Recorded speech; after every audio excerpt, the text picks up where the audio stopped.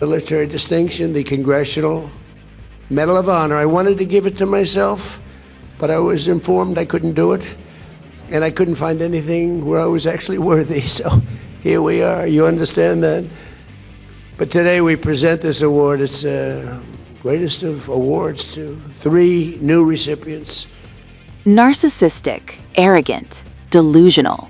Those were some of the reactions flooding social media after U.S. President Donald Trump made an unexpected joke while honoring American military heroes at the White House. The event was meant to focus on extraordinary acts of courage. Instead, a comment from Trump quickly became the center of attention. As he presented the Medal of Honor, the nation's highest military decoration, to 2 Vietnam veterans and an Army officer who served in Afghanistan, Trump opened the ceremony with a remark that left the room noticeably quiet. The joke was met with a muted reaction inside the room. Military distinction, the Congressional Medal of Honor. I wanted to give it to myself, but I was informed I couldn't do it, and I couldn't find anything where I was actually worthy. So here we are. You understand that? But today we present this award. It's the greatest of awards to 3 new recipients. And online, the backlash came fast. Critics accused Trump of turning a ceremony honoring military heroism into a moment about himself. The president was recognizing service members whose acts of bravery spanned more than 4 decades of American military history. Among those honored were 2 Vietnam War veterans and an Army officer recognized for courageous actions in Afghanistan. But as clips of Trump's remarks spread online, much of the conversation shifted away from the honorees and toward the president's comments. One critic wrote, "So this narcissistic president made it about himself, not the heroes present? What a loser." Another commenter said, "There's no medal for being the biggest loser in American history, yet." Others focused on what they viewed as Trump's need for attention. Another posted, "He really is beyond arrogant and delusional." And another added, "He cheapens everything he touches."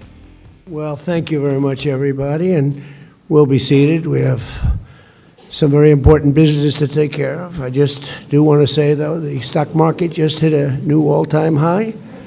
The 401ks just hit a new all-time high, and oil is dropping like a rock. Other than that, it's another day in paradise.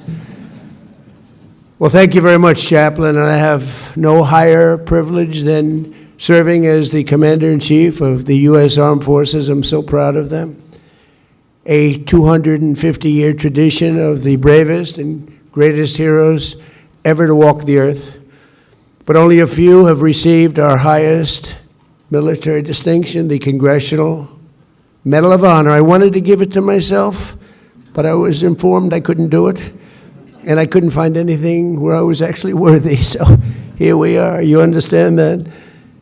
But today we present this award. It's the greatest of awards to 3 new recipients. Marine Corps Major James Capers, Marine Corps Colonel John W. Ripley, deceased, and Army Major Nicholas Dockery. Thank you. We're pleased to be joined on this occasion by the Secretary of War, Pete Hegseth, and he's had some good victories lately, I will tell you. He's going to have a lot more. Ambassador to the United Nations, Mike Waltz. Mike, thank you.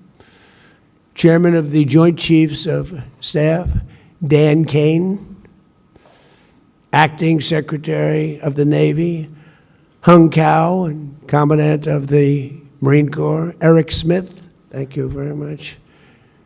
With us as well are Senators Lindsey Graham, Todd Young, and Jim Banks, and members of Congress, Morgan Griffith, Ralph Norman, Jim Baird, Victoria Spartz, all great people, all great fighters, every one of them. Know them all. I also want to salute 11 former Medal of Honor recipients: Barney Barnum, Kyle Carpenter, James Livingston, Joe Marm, Jim McLuhan, Dakota Meyer, Patrick Payne, Earl Plumley, Ed Byers, Will Swenson, and Brian Thacker. Thank you all. It's great to be with you again. Thank you.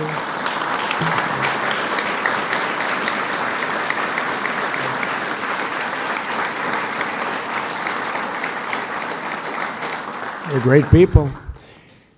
The first hero we pay tribute to today is one of the finest warriors to ever wear the uniform of the United States Marines, Major James Capers, Jr., sitting right here. Thank you, James.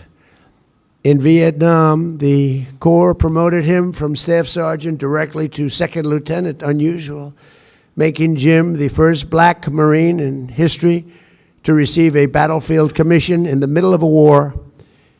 In 1967, deep in the jungles of Vietnam, Jim and his 9-man force recon team, known as Team Broad-Minded, attempted to locate a suspected enemy base camp near the village of Phu Lac.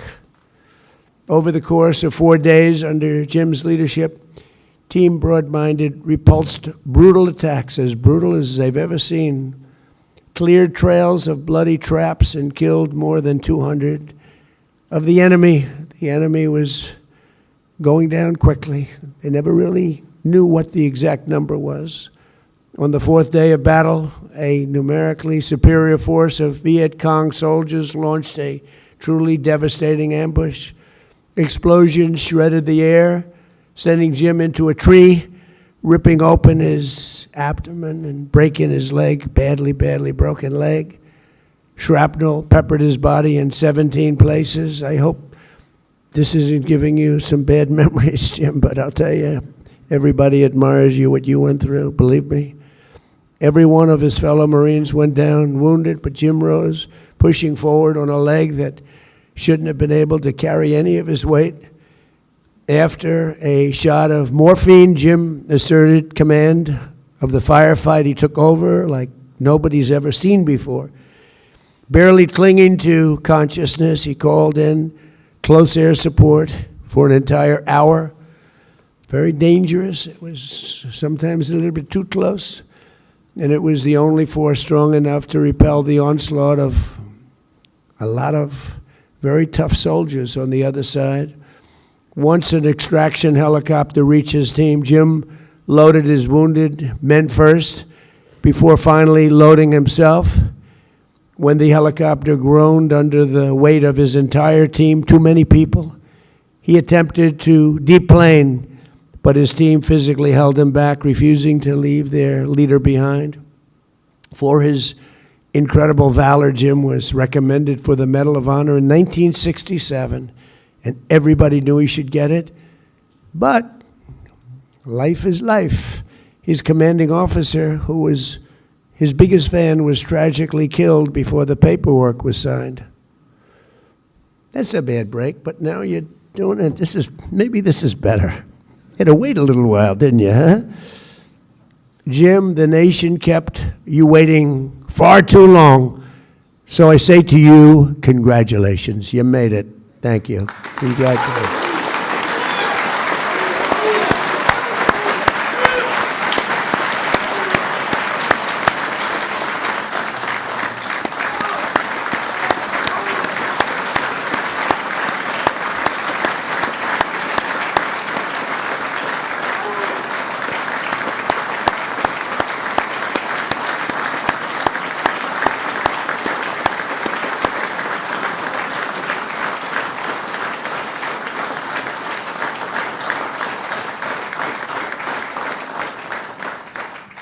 Thank you, Jim. And thanks as well to your niece, Renee, and her son, Eric, who I just met. What great people. And brother-in-arms, Joe Rodriguez, a big fan of yours. Thank you very much. Congratulations. Next, we honor another legend of the United States Marines who is sadly no longer with us, Colonel John W. Ripley. In the spring of 1972, the North Vietnamese prepared their Easter offensive, the largest ground invasion since the Korean War. It was a big invasion, over 30,000 North Vietnamese soldiers and 200 tanks and lots of other equipment, high level, planned to penetrate deep into South Vietnam and collapse the embattled republic. The only thing standing in their way was a bridge across the Chu Viet River and the extraordinary courage of then Captain John Ripley. Everybody knew he had that. As North Vietnamese forces surged to the North River bank, it became clear that the assault could only be stopped by destroying the bridge. Vietnamese Army engineers had stockpiled over 500 pounds of explosives that needed to be personally placed under the bridge. As the only soldier with sufficient demolition experience, John reached for the first load of explosives. Everyone said, "Don't do it, John, don't do it." He grabbed the steel girders above his head, and hand over hand he climbed, dangling beneath the bridge and over the rushing water, with a lot of very angry people watching him. Completely exposed to withering enemy gunfire, John completed not one, not two, but 5 such trips. He was a strong guy, a very strong guy. At one point, John remembers a tank round blasting into the bridge and knocking him temporarily unconscious. For 5 straight hours, he hauled explosives, placed charges, and ran a primer cord to each one of them. He later recalled reciting a simple prayer, "Jesus, Mary, get me there, just get me there."